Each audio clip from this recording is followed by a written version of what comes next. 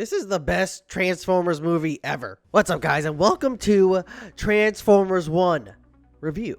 Gonna be honest, I thought this movie was going to suck entirely. I was not excited in any way, shape, or form. It was the same energy as when they announced the Mario movie. Like, look, a beloved franchise. Look, a bunch of, high-grossing, high-named actors. It's gonna be a good movie, right? I was very worried for the Mario film, I'm not gonna lie. And the same for this film. Like, Chris Hemsworth as Optimus Prime? What? It's always been Peter Cullen, dude. Okay? But, to my surprise, this film was really fucking good. We get to see Optimus Prime and Megatron before they were Optimus Prime and Megatron. Optimus Prime, Orion Pax. Megatron, D16. We get to see the friendship of Optimus Prime and Megatron before they were at each other's throats. We get to see Megatron be this somewhat compassionate friend. And we get to see Optimus Prime be clumsy and childish at times and not be the fully realized hero that he is. Don't get me wrong, this is still a kid's film and there's still, comedy and, dumb jokes being thrown into there. But for the most part, they're pretty funny. B, these are not the bad guys. Why did you cut the door? What? No, it was already like that, right? Yes, that's right. Yes. It was. Yeah, it was already like. Yeah, that's right. There are a few where it's like, all right, dude, I get it. I understand. Please stop. Yeah, but for the most part, the comedy was pretty good. It didn't Marvel Comics you. You know what I'm saying? Oh, here's a real tension moment. Let's ruin that with some comedy. They didn't do that. When there was tension happening and bad things were going down, they held on that so you could really feel it. And I love the style of animation. It feels like it has its own thing. It's like when you see Spider-Verse. You haven't seen anything else really like that, and it's its own thing, and it's fucking awesome. Just the way the Transformers looked, the sheen to their metal, and how much cooler they got once they transformed. It was so cool. You can tell if an animation is good when there's storytelling in, single frames, and this movie definitely had that.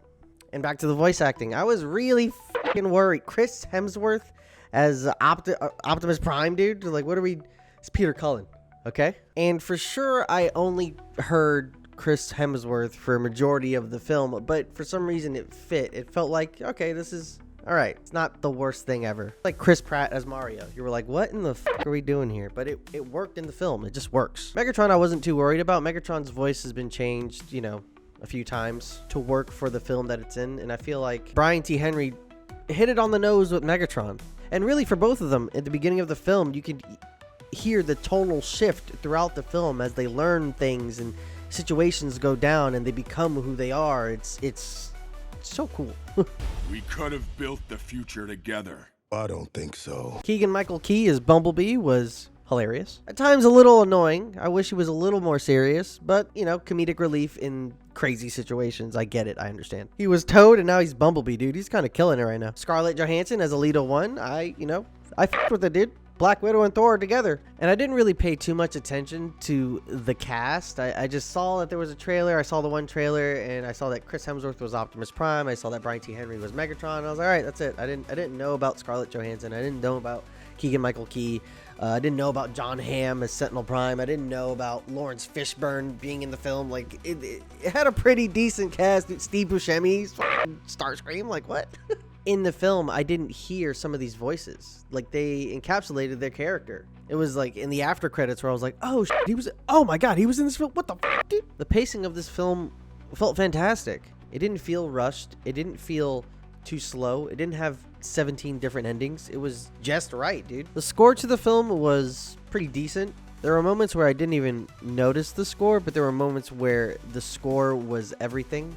The score was a character itself, for specific moments that warranted those kinds of powerful scores. And I love when films go back to the planet that you don't really get to see, like when Man of Steel was on Krypton and we got to see Jor-El do his thing on Krypton. Here we're on Cybertron and we get to see what Cybertron was like, in a sense, before the great Decepticon and Autobot war, But yeah, overall, animation, dope. Score, pretty good. Casting, nice. Pacing, fantastic. My only gripes was, some jokes being used a little too much. And having to get used to Chris Hemsworth being Optimus Prime. Because I really just heard Thor for like 60, 70% of this film. It doesn't take away from the film, but you are there like, fucking, that's Thor, dude. It's just Thor. It's Thor there. It's Thor talking right now.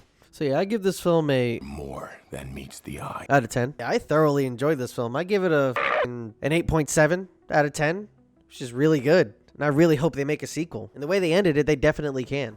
But if they didn't, that's okay too. It gave you a definitive, ending. It didn't leave you on like a cliffhanger. You can kind of, put that together. It's like, oh, I know what happens to an extent after this, but I would love to see what they will do with that. So with that, I bid you adieu. Please like, comment, and subscribe. Hit the bell for more videos like this. I do tier lists. I do gaming reviews. I do gaming rage videos. I do movie reviews. All the stuff. I do all the things, dude. I stream and whatnot. Links down below. So I will see you in the next one. Take care now, and bye-bye then. Ta-ta.